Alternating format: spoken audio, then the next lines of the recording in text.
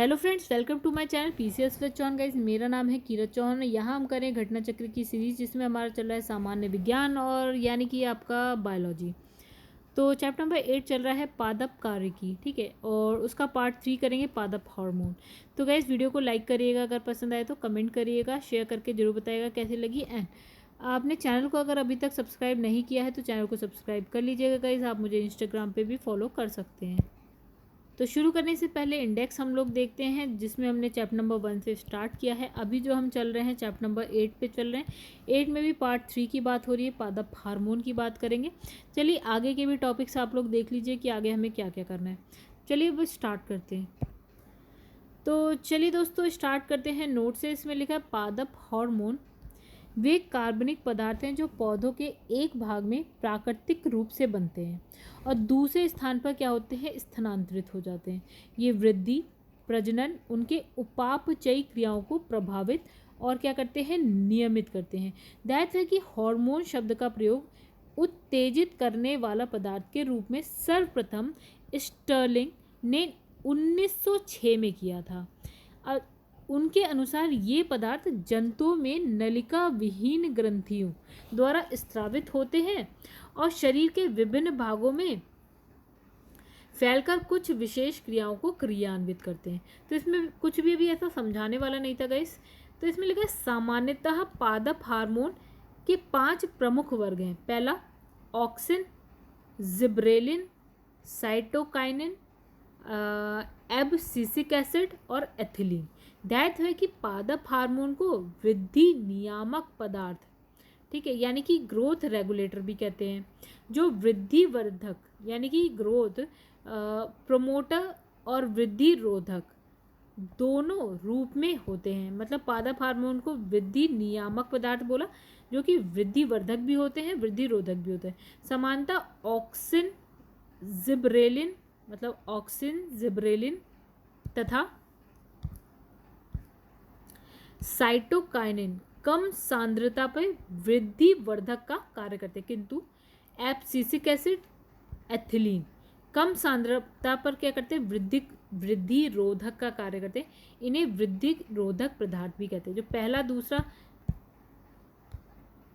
तो guys first, second, third वृद्धि वर्धक, फोर्थ, फिफ्थ वृद्धि रोधक। चलिए इसमें लिखा है ऑक्सिन, जो फर्स्ट नंबर पे था, के प्रयोग से संतरा, नींबू, अंगूर, केला, टमाटर आदि के फलों में बिना परागण व निषेचन फल का विकास होता है। ठीक है, मतलब इसमें परागण की भी जरूरत नहीं है और निषेचन की भी जरूरत नहीं है। ठीक है, ये फल बीज रहित होते हैं। ठीक है, और इसके पुष्प कली के पुंकेसर निकालकर वर्तिकाग्र के ऊपर ऑक्सिन का लेप करने से बीज रहित फल बन जाते हैं। यानी कि इसमें पुष्पकली होती है, उसमें दो चीज़ों की बात करिए, एक होता है पुंकेसर, एक होता है वर्तिकाग्र। तो पुंकेसर निकालकर वर्तिकाग्र के ऊपर क्या करते हैं, ऑक्सिन का लेप लगाने से क्या होता है, बीज रहित फल बन जाता है। बिना निषेचन के फलों का विकास अनिषेक फलन कहलाता है। क्या कहलाता है, निषेचन हुआ ही नहीं है यहाँ पे, तो हम इसे बोलते हैं अनिषेक फलन। ठीक है, ऑक्सिन का उपयोग, इसने कहा ऑक्सिन का उपयोग अपतृण निवारण और फसलों को गिरने से बचाने में भी होता है। ठीक है, अब सेकंड हम बात करेंगे जिब्रेलिन का। तो जिब्रेलिन का उपयोग बौनी प्रजातियों की लंबाई में वृद्धि, पुष्पन और अनिषेक फलन, बीजों के अंकुरण में होता है। तीसरा हम बात करेंगे साइटोकाइनिन को, फाइटोकाइनिन भी कहते हैं। इसका प्रमुख कार्य कोशा विभाजन है। ठीक है, ये पदार्थ जीर्णता को रोकता है और क्लोरोफिल को काफ़ी समय तक नष्ट होने से बचाता है। ये इनके काम बता रहा है, सिंपल काम है, आपको बस पढ़ लेना है, याद कर लेना है। फिर है एब्सिसिक एसिड, ये पुष्पन, कोशा विभाजन, बीजों के अंकुरण को क्या करता है, अवरुद्ध करता है। ठीक है, यानी ये नेगेटिव में जा रहा है। ठीक है, तो वृद्धि रोधक बोला था हमने इसको। फिर है एथिलीन, ये एथिलीन भी वृद्धि रोधक बोला था। तो एथिलीन को फल पकाने वाला हार्मोन कहते हैं। ये पौधे के तने के अग्र भाग में बनता है और विसरित होकर फलों को पकने में सहायता प्रदान करता है। ठीक है, इन्हें एथिलीन पत्तियों, फलों, पुष्पों के विलग्न यानी पौधों से विलग होने की प्रक्रिया को तीव्र करता है। चलिए क्वेश्चन आंसर देखते हैं। निम्नलिखित में से कौन सा पादप हार्मोन नहीं है? ये है इंसुलिन नहीं है गाइस, वेरी सिंपल, इंसुलिन नहीं है और बाकी आपके सारे हैं। इंसुलिन क्या है? अग्नाशय यानी कि पेनक्रियास के अंतःस्रावी भाग लैंगरहैंस दीपिकाओं की बीटा कोशिका से स्रावित होने वाला जंतु हार्मोन है और इसकी कमी से मधुमेह रोग हो जाता है। बस इतनी सी बात है। ठीक है, अब लिखा निम्नलिखित में से कौन सा पादप हार्मोन है? तो साइटोकाइनिन है, वेरी सिंपल। तो कौन कौन से पादप hormone? Auxin, cytokinin, gibberellin, abscisic acid और एथिलीन। चलिए निम्नलिखित में से कौन सा पादप हार्मोन है? रिपीट हो गया क्वेश्चन, आप देखिएगा। लिखा है निम्नलिखित में से कौन सा जो है वृद्धि हार्मोन है? तो हमने कौन सा पढ़ा था? साइटोकाइनिन पढ़ा था। अब लिखा है सूची 1, सूची ऑक्सिन, यहाँ पे लिखा है ऑक्सिन क्या काम करता है ये बताएं। जिब्रेलिन क्या करता है? साइटोकाइनिन क्या करता है? एब्सिसिक एसिड क्या करता है? देखिए, चलिए इस पे आते हैं डायरेक्ट। तो यहाँ लिखा है ऑक्सिन क्या करता है? शिखर प्रधानता। जिब्रेलिन क्या? कोशिका वृद्धि। साइटोकाइनिन क्या करता है? कोशिका विभाजन में हेल्प करता है और एब्सिसिक एसिड वृद्धि अवरोधक है। अच्छा, निम्नलिखित में से कौन सा एक पादप हार्मोन है? तो साइटोकाइनिन है इन सब में से और कुछ नहीं है।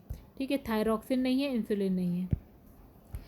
पादप हार्मोन पौधों में प्राकृतिक रूप से उत्पन्न होने वाले विशेष कार्बनिक यौगिक होते हैं। ये परिवहन के उपरांत पौधों के विभिन्न अंगों में अति लघु मात्रा में पहुंचकर वृद्धि अनेक उपापचयी क्रियाओं को प्रभावित और नियंत्रित करते हैं। Auxin, gibberellin, cytokinin, abscisic acid, ethylene जो है आपका पादप हार्मोन के प्रमुख उदाहरण है। सूखा सहिष्णुता से संबंधित हार्मोन कौन सा है? तो वह है आपका एब्सिसिक एसिड। मतलब सूखे के प्रति सहनशीलता पौधे सूखे की परिस्थितियों में एब्सिसिक एसिड नामक जो पादप हार्मोन का संश्लेषण करते हैं, जिससे उन्हें जल को संरक्षित करने में मदद मिलती है। गैसीय स्थिति में पाए जाने वाला हार्मोन कौन सा होता है? एथिलीन होता है। एथिलीन एक पादप हार्मोन है जो गैसीय अवस्था में पाया जाता है। हरे पौधों को कृत्रिम ढंग से पकाने हेतु हम क्या यूज़ करते हैं? आपका एसिटिलीन का यूज़ करते हैं। देखिए इसमें लिखा है प्रिवेंशन ऑफ फूड क्या लिखा है? एडल्ट्रेशन रूल 1955 की धारा 44A के तहत, खतरनाक ही हो गया ये तो। ठीक है, 44 के AA के तहत क्या हो गया? एसिटिलीन गैस से फलों को पकाने पर प्रतिबंध है। फलों को पकाने में प्रयुक्त होने वाले कैल्शियम कार्बाइड में आर्सेनिक और फास्फोरस पाया जाता है। कैल्शियम कार्बाइड वातावरण में मौजूद नमी से प्रतिक्रिया कर एसिटिलीन गैस बनाता है, जिससे जो है फल आपका पक जाता है। फलों को कृत्रिम रूप से पकाने हेतु कार्बाइड आपने सुना होगा के मुकाबले जो है एथिलीन को अधिक सुरक्षित और क्या है? स्वीकार्य माना गया। एथिलीन क्या है? एक पादप हार्मोन है। तो गाइस ये क्वेश्चन हो गया रिपीट, आप पढ़िएगा। लिखा है निम्नलिखित में से कौन सा पादप हार्मोन जो है फल परिपक्वता के लिए? वेरी सिंपल, आप पढ़िएगा। सूची 1, 2 तो कृत्रिम रूप से, चलिए इसका आंसर ही देखते हैं डायरेक्ट। इसमें लिखा है कृत्रिम रूप से फलों को पकाया जाता है एथिलीन से। इसमें बेकिंग सोडा सोडियम कार्बोनेट को बोलते हैं। आपका शीतल वे कार्बन डाइऑक्साइड हो गया आपका। फिर क्वार्ट्ज सोडियम सिलिकेट हो गया। ठीक है, तो वैसे क्वेश्चन आया कहाँ पे है ये भी देख लेते हैं एक बार। यूपीपीसीएस में 2017। अब अगर टमाटर के बीज रहित फल का उत्पादन संभव है पुष्पों पर हार्मोन छिड़कने से? आईएएस का क्वेश्चन है। टमाटर, संतरा, नींबू, केला इत्यादि के फलों में बिना परागण के भी फल का विकास हो सकता है। ये फल बीज रहित होते हैं। यदि पुष्पों की कलू में पुंकेसर निकालकर वर्तिकाग्र के ऊपर ऑक्सिन क्या है? पादप हार्मोन का लेपन कर दिया जाए तब बीज रहित फल बन जाते हैं। तो गाइस ये हो गया आपका चैप्टर ख़त्म। अगर आपको वीडियो पसंद आए तो वीडियो को करिएगा लाइक। चैनल को सब्सक्राइब नहीं किया है तो चैनल को कर लीजिएगा सब्सक्राइब।